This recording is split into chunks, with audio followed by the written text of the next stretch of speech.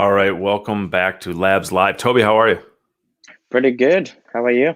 Good. We're coming live from our homes once again. Toby, I am concerned that you're still not playing us in with a jingle. Soon. Okay. I'm All right. Well, practicing. I'm gonna hold you to that.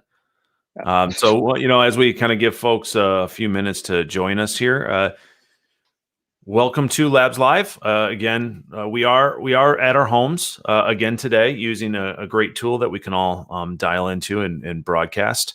Hopefully, at some point, we'll be back in the office for these Labs Lives with more of our production stuff. But I'm kind of digging this remote thing. How about you, Toby? It's so easy. Like I'm surprised at how, like even with streaming with multiple people, it's just like a link, and it's just like it just works compared to like the production setup we had before, and trying to figure out multiple cameras and all of that.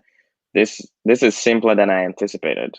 Yeah, I definitely dig it. There's a lot of quick and easy tools that we have, which is fantastic.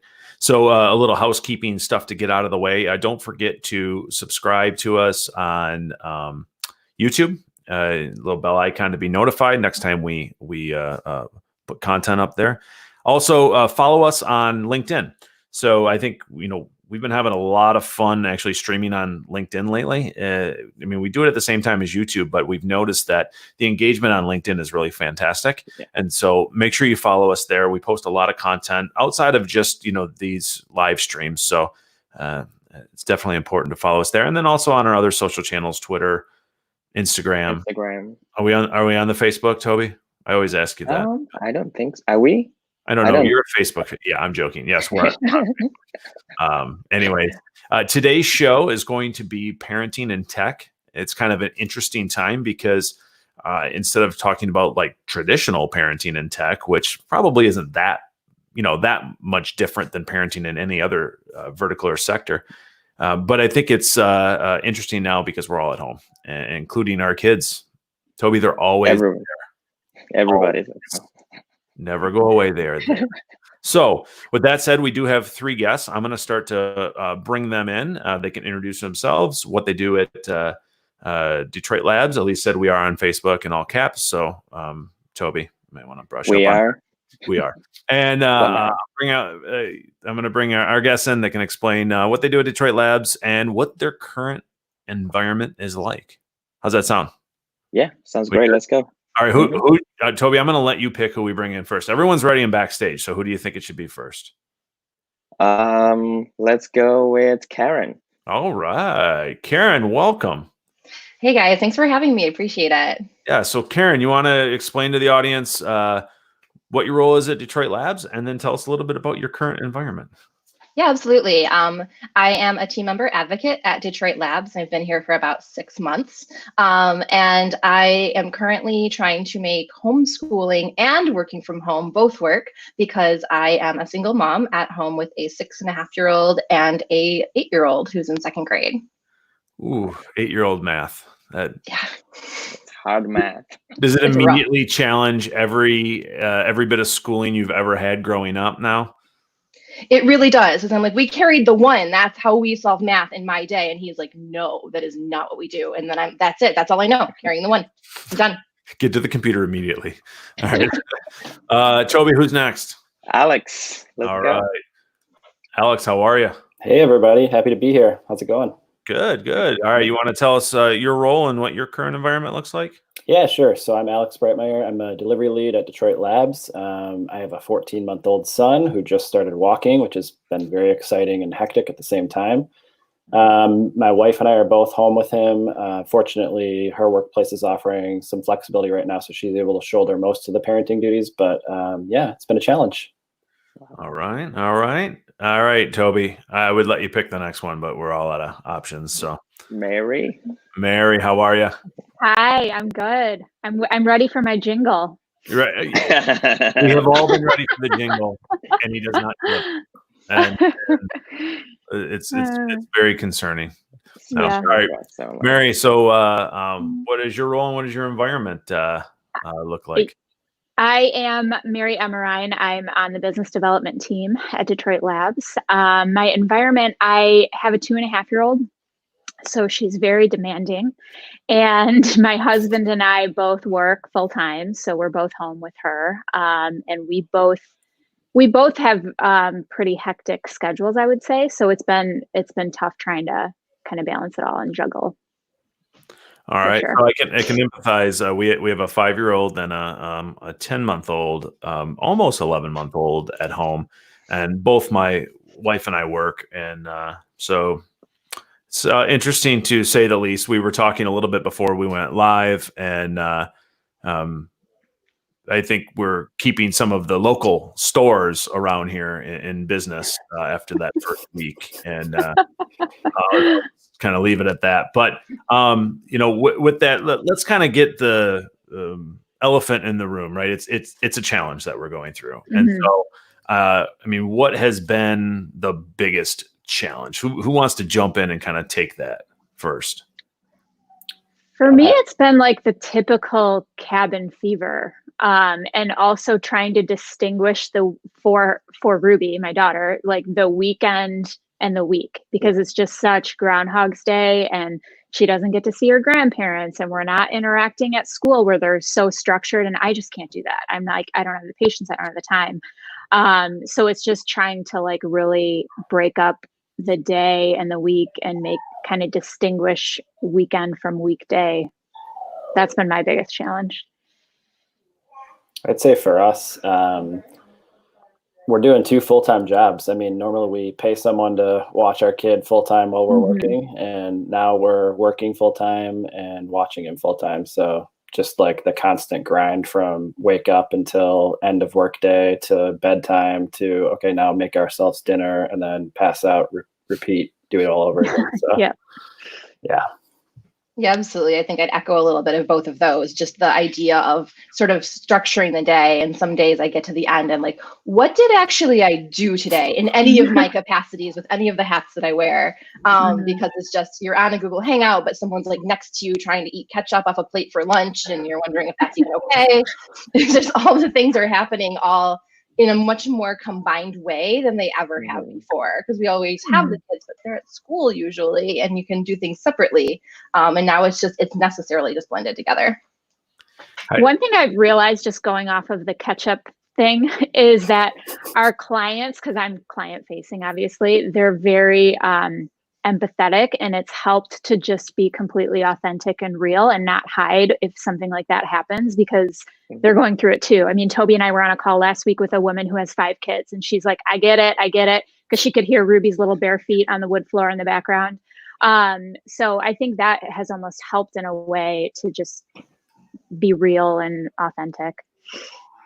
What have you found any any processes or techniques that have helped that? I think give you an example. One of the things early on is, Jacqueline and I scheduled blocks in my calendar that said, okay, now it's time for kids. And then I would go and, take kid duty, if you will. And my wife, Taylor, would be able to go and do some work, and, it's small blocks at a time, but at least helped with a little bit of that balance. And are any of those techniques or processes that you're using?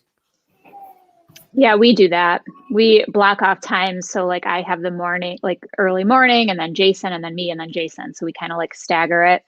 So that's when I try to schedule like something like this, or like client calls. And then I'll do like emails and things that maybe don't require like, that would be okay with her in the background. Like when I have her, it's kind of been working, but sometimes it doesn't. Kind of been. I think it's kind of been working is probably the theme of this entire for sure.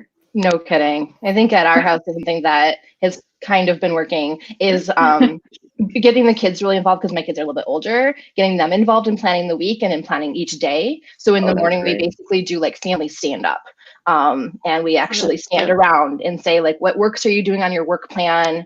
And what do you hope to accomplish? And then I share what I'm doing, so I can say, these are the times where I'm gonna have my sticky note on my chair. And I have a sticky note on my chair, and it just says, shh, with a heart. And I point to it when I need to remind them about that. Like the heart means nothing. That's funny. It's working.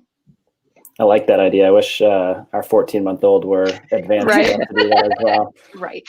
For me, it's a couple things. It's definitely echoing a lot of what others have said about kind of having a routine. So like I know what's coming next, and I can sort of balance when I'll be most productive at work and when I'll schedule meetings that'll allow me to be most productive.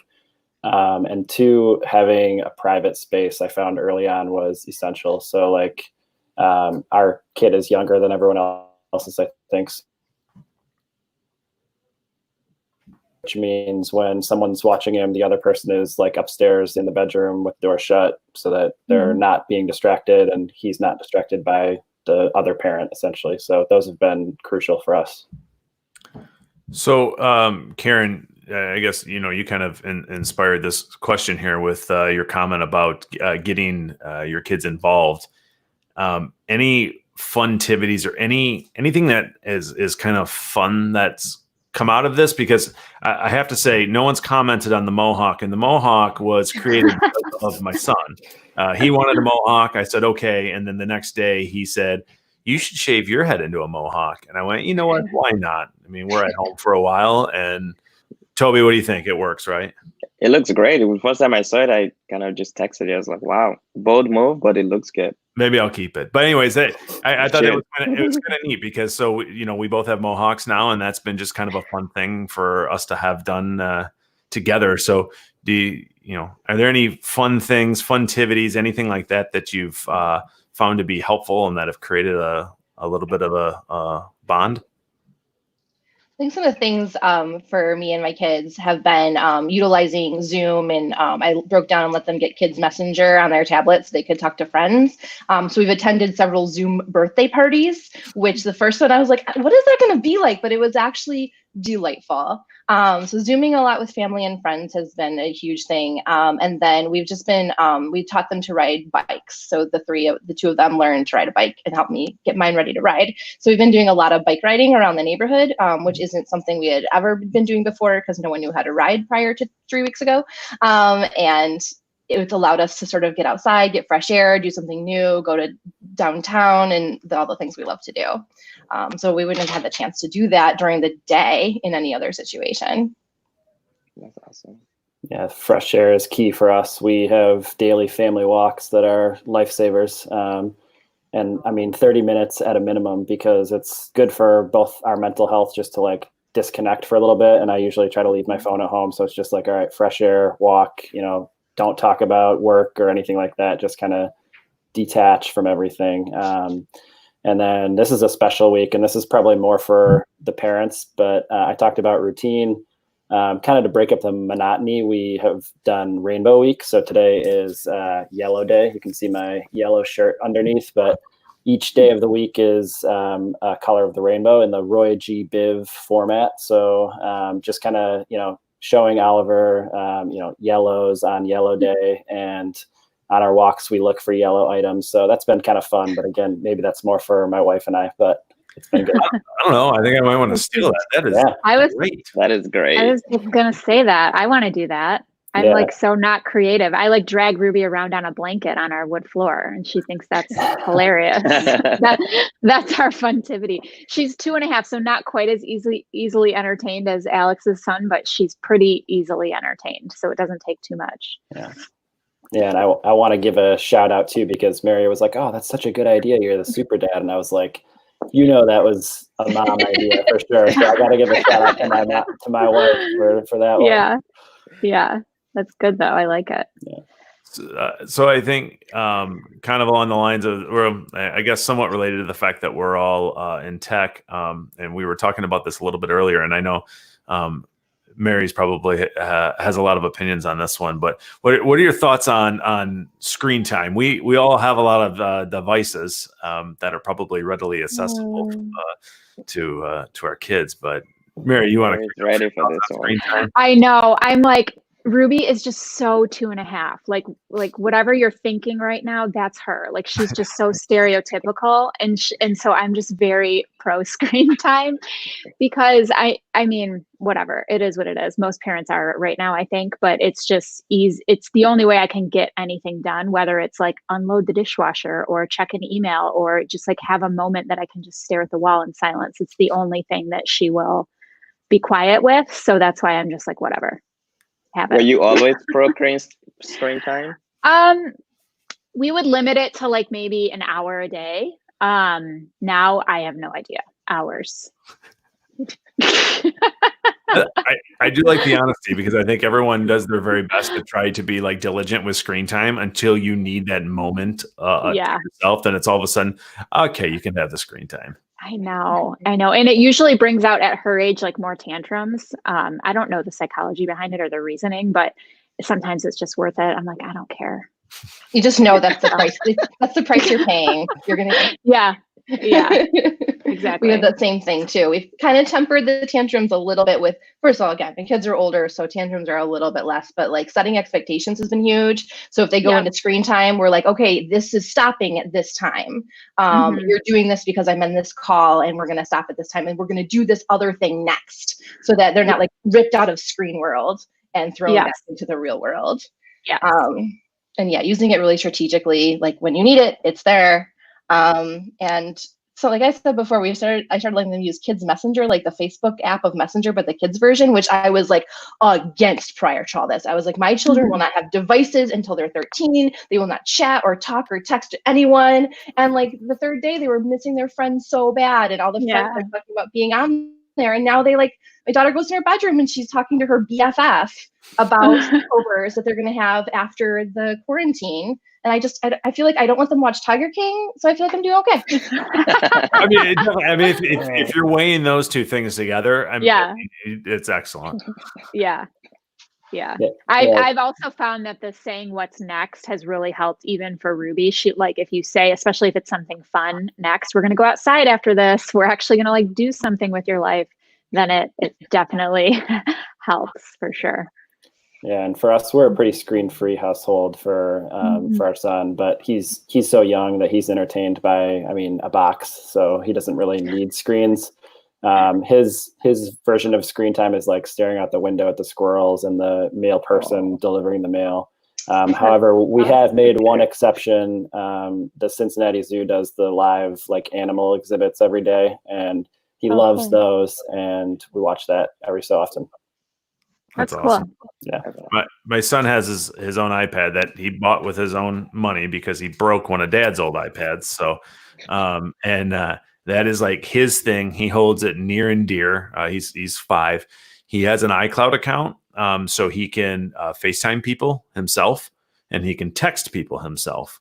So we will sometimes be woken up in the morning to him calling people on FaceTime. Normally my father-in-law, and talking for a solid hour. And then he had my brother and sister-in-law that one's a junior in college and one's a senior in high school. He asked us the other day, he goes, "Can I have a sleepover with them?" And we're like, "Well, buddy, you can't have sleepovers with anybody right now." He goes, No. I mean on FaceTime. We're like, sure. If they want to do it, you may have a sleepover with them. And they humored him for a few hours. So he watched a movie with them on FaceTime. So that's cool. Yeah, his has been less like content consuming and more his way to communicate with people, which has been fantastic. Jason used FaceTime, and this was like super small. I mean, he's a great dad, but he used FaceTime. He had to run outside. Nice setup, by the way. Yeah, you had to throw him under the bus. I'm sorry, I have to tell this because I just thought it was hilarious. He had to just run outside to move one of our cars, so he called my mom on FaceTime and then gave it to Ruby and was like, "Will you watch Ruby really quick? I have to run out." And I was home. I was just on a work call. And so so it worked. My mom like talked to her on the phone. Oh, that's fantastic. I think that's a great use of FaceTime. Right? It worked. I was like, but if she fell, but anyway, it worked. Have you all noticed? So one of the things I've noticed is my my son, who's 5 going on 45, he tends to say like adult things to me all the time, but I'm noticing him picking up more of my work behavior. So, for instance, he had yesterday morning, he had an 8:30 Google Meet with his teacher. It was scheduled as a 10-minute conference. It was him, us, and his teacher, just to talk about how things have been going, because they've been doing class meetings on Google Meet. And we told him the night before, we said, hey, buddy, tomorrow morning you have a Google Meet with your teacher. It's at 8:30. And he goes, 8:30 in the morning?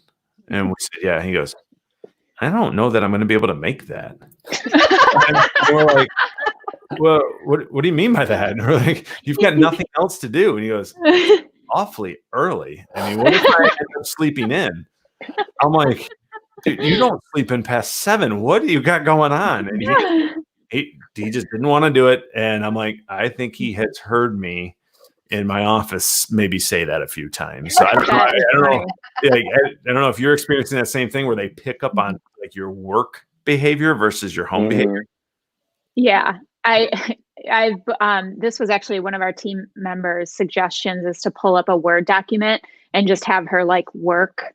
Ryan recommended we do this. So I pulled up a Word document and she was just typing R, because that's her favorite letter. And she's just like R, R, R, R. And then afterwards she's like, am I going to get paid for this? I was like, where did you, I've never said that, but it's just hilarious. She's like, okay, I'm done working. Do I get paid now? So one of us must have said it about something. I have no idea. Did you pay her? Yeah, we did. We gave her a quarter. Ellis does stuff all the time around the house, and he goes, you haven't paid me yet. I didn't ask you to do it. That's funny. Yeah, I do a lot of check-ins with the team members that I support, and we've been doing those all virtually, of course. And so my daughter the other day, I came into her room and she was like, have these stuffed animals. And she goes, oh, no, they're doing a check-in right now. And I was like, really? How are you asking those questions? What can I learn anything from you? Like, I wanted to observe her check-in process, because maybe there's something I could learn and take back to work with me. It was very empathetic. So that was great. It was so cute though. But yeah, using those vocabulary words that they hear us using. I don't know that she fully gets what I do, but something about it was enough for her to like take 2 animals, put them across from each other, have them talking to each other. That was a check-in. That's cute. Oh, no issues from me yet, because we only have about 5 words in our vocabulary. So that's working to my benefit, I think. I was just going to go back with the team. Sometimes I miss that. Yeah. I mean, Renly just yells all day, so there's not a lot doing there, but Ellis has always got something to say. Jeff Kelly added this on YouTube that their screen time's turned into a family activity, and so they have a pretty killer Minecraft base going. You know what's interesting? Speaking of that, Ellis watches videos of Minecraft on YouTube and videos of people playing video games in general. And I go, hey, buddy, do you want Minecraft? I'll install it on one of your devices. And he goes, no. I go, but you talk about it all the time. He goes, I'm just good watching it. That's so funny. That's fine. And then like he'll want to come in and play video games in my office. And I go, all right, buddy, let me get your controller ready. He goes, no, I just want to watch you play. I'm like, Yeah. really argue with that. That's actually not half bad. So I'm like, all right, I get to play video games and hang out with you. And my son is trying to get me to buy Nintendo Switches, because he's been watching on whatever app he can use on his tablet. He's been watching someone play Mario games, and he's like into it. And he's like, oh, we should play these, and like this specific version of Mario. And so I think we need a Nintendo Switch, Mom. I think we need 2 of them. And I share parenting time with their dad, so sometimes I'm not there. And so he's like, I mean, you could play on your Switch when you're away, and I could play at the same time, so we'd still be spending time together. I was like, oh, right at the heartstrings. That's a strong move. That is. It was real compelling. I was like, if they weren't $500 or more right now, because everybody was buying them, I might consider it. Yeah, I'm actually quite surprised by that. We have a Switch, but we've had it for, I don't know, over a year now. And I went to look them up the other day. Even the Switch Lites are extremely expensive. This one's probably more for Mary and Alex, but do your kids nap? How often and how wonderful is it? Yeah, it's amazing. It's the best. We're on the 1, sometimes 2 nap schedule right now, but the one is consistent between like 10 and 11. So from 10 to noon is just like silent time, whether that's just silent work or sometimes just like some time to just do whatever that isn't work or parenting. It's kind of nice. It's awesome. Yeah, same. We are on one nap right now, so Ruby is extremely consistent. That's the one thing I'm like a crazy person about is sleep schedule. So she naps from 12:30 to 2:30 every day, and then she sleeps from 7 to 7. So that's like without fail. Like she's very predictable with that. So that's like great because we can plan for that. Like I know that those hours are mine, so that's nice. Yeah. We're the same with the nighttime sleep too. And this has been a change since the quarantine, which has been great, but he's sleeping in until 7 pretty much consistently now. And he goes to bed between 6:30 and 7:30. So it's like a lifesaver. Yeah. Yeah, we're getting a like full night's sleep, like from about 7:30. Although he's been inching into 8 o'clock lately, but about 7:30 till about 7 in the morning. No real naps during the day though. Like 20-minute naps at a time, maybe twice a day. So that part can get a little frustrating, but sleeps through the night, so you can't complain. The other cool thing that happens now is Ellis will go into his room early in the morning and hang out with him. And sometimes it buys us 30 minutes. And that 30 minutes in the morning is glorious. So That's amazing. Yeah. That's awesome. all right, one final question, and this is more for Karen. We touched on this a little bit, to carry the one. Now that you are a full-time teacher, how has that been? Well, originally in life, I wanted to be a first grade teacher when I grew up, and I almost went to college to do that. And now I'm really glad I didn't, and grateful to those who did. I don't feel as much pressure as my friends who have high school age kids, and they're nearing some pretty serious milestones around education. But I feel a responsibility to keep up with some of the basic things. And their teachers have been amazing about filling Google Classroom with these amazing lessons and these lesson plans. But my kids go to Montessori, and they do things differently than I do. And so sometimes I'm trying to tell them things and like, no, that's not how we do it. So I do feel like a responsibility to help them set up their work plans every day and check their work at the end of their work period. We only do morning school. We've decided school all day is impossible. Yeah. We do morning school and I check their work at the end. And I'm just really grateful their teachers are there for support, because sometimes I'm like, I don't know. I'm stuck on this. And hopefully it's a good lesson in humility for them.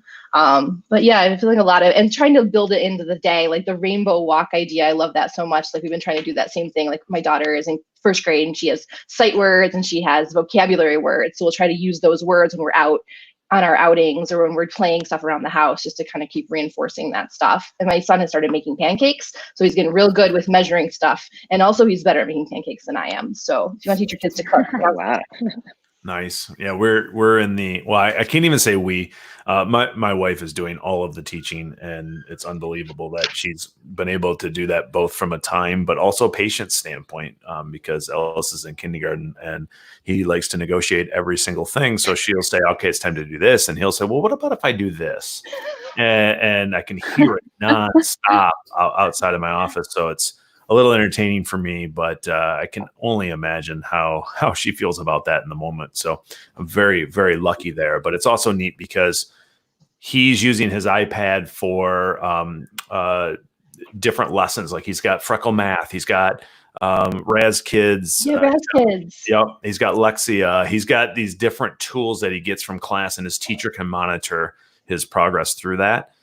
So that's been really fantastic, and we're lucky that he still has a very engaged teacher, even though it's just kindergarten. He has a very engaged teacher. And we're also lucky because she's moving to first grade. And so there's a chance he would have the same teacher, which would allow a nice transition considering the year ended so early.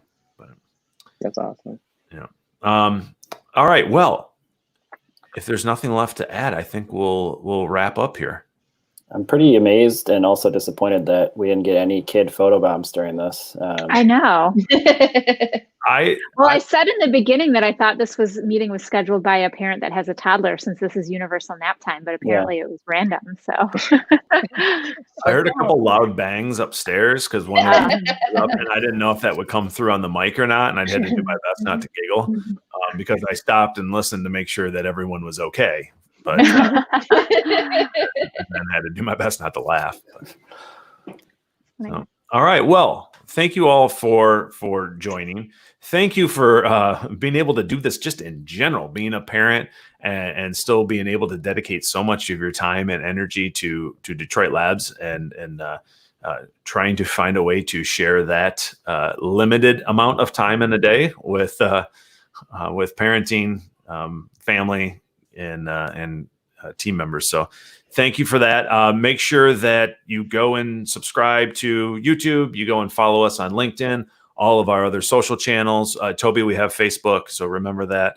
And this will be available after to watch. And another really cool thing is we are going to start to have these as podcasts. We haven't fully launched the actual podcast, but that's coming sometime this week. So all of these videos are going to get exported into audio. So if watching a live stream or watching a 32-minute right now, just so you know, 32 minutes we've been streaming. So watching a 32-minute stream is not your bag, then we'll have an audio option for you. So with that, everyone have a good rest of the day on Wednesday. We will see you on Friday for our Friday 15 episode.